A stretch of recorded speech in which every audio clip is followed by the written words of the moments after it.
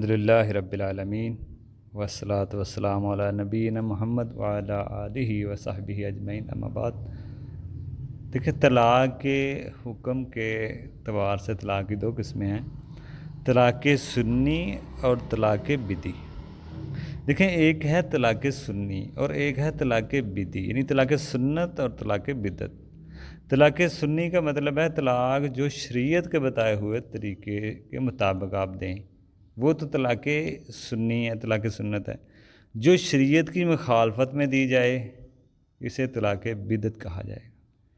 اب طلاق سنی کے اندر بھی کچھ شرائط ہیں، جو پائی جائیں تو کہا جائے گا کہ یہ طلاق سنی ہے، یہ طلاق سنت ہے، سنت کے مطابق آپ نے دی۔ اگر کوئی سنت کے مطابق طلاق دینا چاہتا ہے تو کچھ باتوں کو اسے خیال رکھنا چاہیے۔ پہلی بات، بیوی پاکی میں ہو، حیض میں نہ ہو اور نہ نفاس میں ہو۔ حیض نفاس میں طلاق نہیں ہوتی۔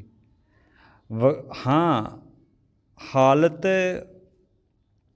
نفاس کی حالت میں ہو، حالت میں بھی ہوگی تو وہ طلاق بھی بدعت ہوگی، ٹھیک ہے نا۔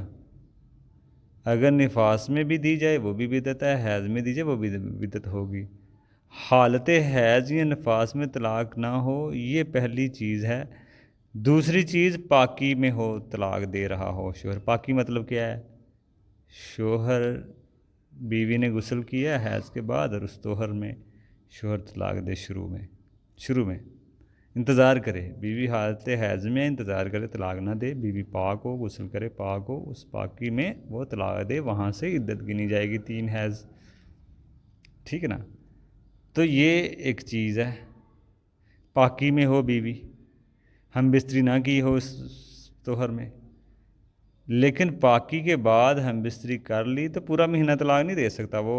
اگر دی طلاق تو وہ بدعی ہوگی، وہ نہیں مانی جائے گی، وہ طلاق بدعی کہے جائے گا اس کو، جو واقعہ نہیں ہوگی۔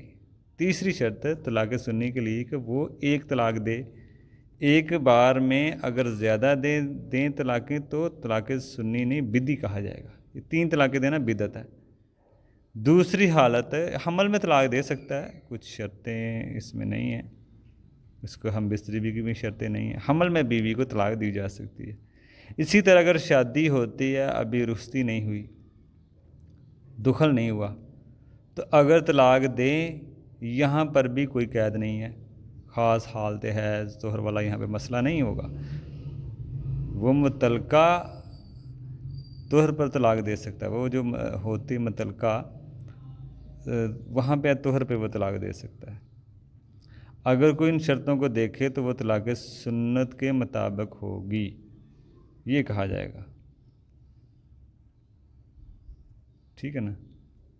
تو یہ اس میں بات ہے، اگر عورت سے ہم بستری نہیں کی، ابھی رخصتی، اگر شادی ہوئی تو ابھی رخصتی نہیں ہوئی، دخل نہیں ہوا، تو اگر طلاق دے دی تو یہاں پر تو کوئی قید نہیں ہے خاص حالت کی، حیض و طہر والا مسئلہ نہیں ہے، وہاں تو وہ مطلق طور پر طلاق دے سکتا ہے، ٹھیک ہے نا۔ وہاں پر تو مطلق طور پر طلاق دے سکتا ہے، کوئی اس میں مسئلہ نہیں ہے۔ لیکن اگر کوئی ان شرط کو دیکھے تو یہ طلاق سنت کے مطابق ہوگی۔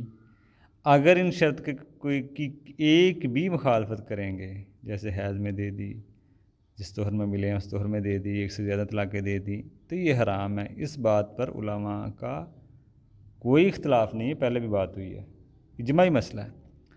سوال یہ پیدا ہوتا ہے کہ اگر کسی نے طلاق بدعی دیا تو کیا واقع ہوگی کہ نہیں ہوگی، یہ جاننا ضروری ہے۔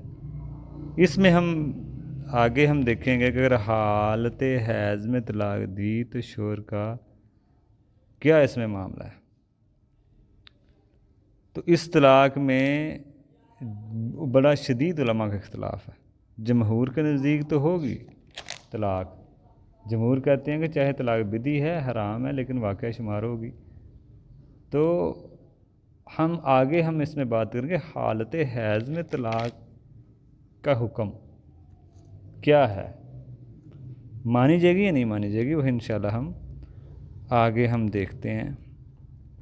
السلام علیکم۔